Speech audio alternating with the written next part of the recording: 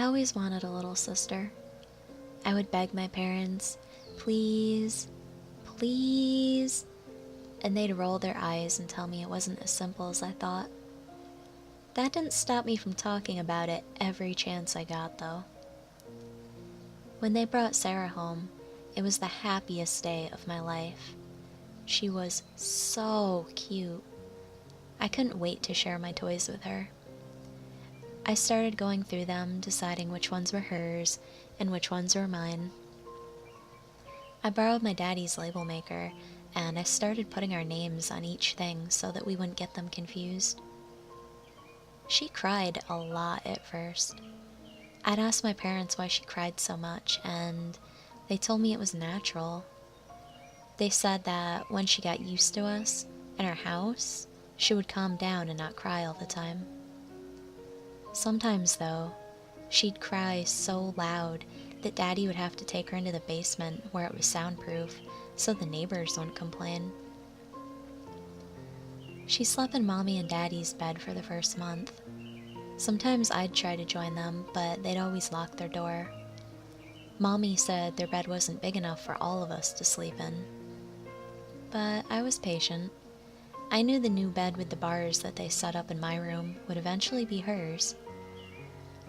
When they felt it was safe to let her sleep on her own, they started putting her in it. She wasn't crying so much anymore by then, and I would lie in my bed and watch her sleep from across the room. They'd take her into their bedroom first and play with her until she fell asleep, then move her into our room. Some nights, after she was moved, I'd see her lying there with her eyes open, just staring at the ceiling. So I'd go over and give her toys through the bars. A lot of the time, she'd just throw the toy and then start crying, and I'd have to hide under my covers before Daddy came in to deal with her. Eventually, they started letting Sarah sit with me in the playroom. I was told that I wasn't allowed to give her anything too small or sharp that she could hurt herself with. I was so happy.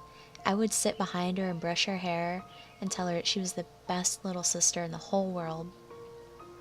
I showed her which toys were hers and which were mine, but she didn't really seem to care. Sometimes we'd sit on the window seat and she'd bang on the window while I drew on it with special crayons. School started back up at Sugar Creek Elementary, and I went, but Sarah had to stay home. Mommy said that Sarah wasn't ready for school yet. I'd come home and tell Sarah all about the stuff that I'd learned. I drew pictures of us playing together, too. When I showed them to Daddy, he'd tell me, "Thank you," and then take them into his office to keep. Then came the really bad day. I'll never forget it. I came home from school and Mommy was just sitting at the table, smoking. She looked really sad. I went to play with Sarah, but I couldn't find her. When I went to ask Mommy where she was, she just started crying. I asked her what was wrong, and she said that Sarah was gone. I didn't totally understand, but I started crying too and told her, "We need to find her." She just shook her head and said that she'd gone somewhere that we couldn't go. Daddy took apart our bed. He threw away all of my drawings that had her in them, and he took my name tags off all of the toys. Sometimes I'd find one that he'd missed, and it'd make me cry again. I started collecting them and hiding them, but he found where I hid them one day by accident, and he got really mad. We weren't allowed to talk about her. It was like she never existed. I didn't think it was fair. I told Mommy that Daddy was mean to make us not talk about Sarah, but she said it was better that way and that I would understand when I was older. I saw Sarah again. It was just one time, but I'll never forget it. I was with Mommy doing some errands. We went grocery shopping and then to a fabric store in Thorntown, so Mommy could look at some material to make new curtains out of. She remembered that we had letters to mail, so we stopped at the post office to buy some stamps. I was humming to myself and reading the posters while Mommy talked to the lady behind the counter, And that's when I saw Sarah. She was just as cute as I remembered.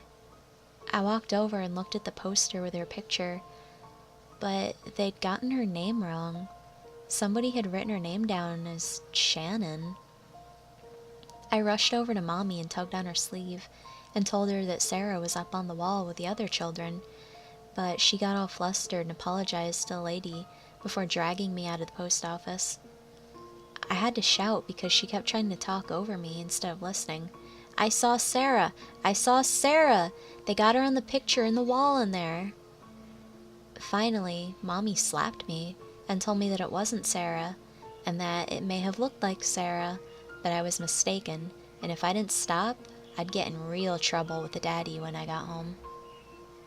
I cried and promised to be good, but even after I promised, I wasn't allowed to have dinner, and I had to sit in my room that night.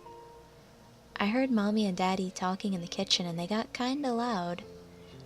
Someone started banging open the kitchen drawers, and then Daddy's feet stomped up the stairs, but I heard Mommy scream, "Don't you dare!" And he stopped outside of my room, then went back downstairs. We never went back to that post office, and I never saw Sarah again. This is the first time I've actually talked about Sarah since that day.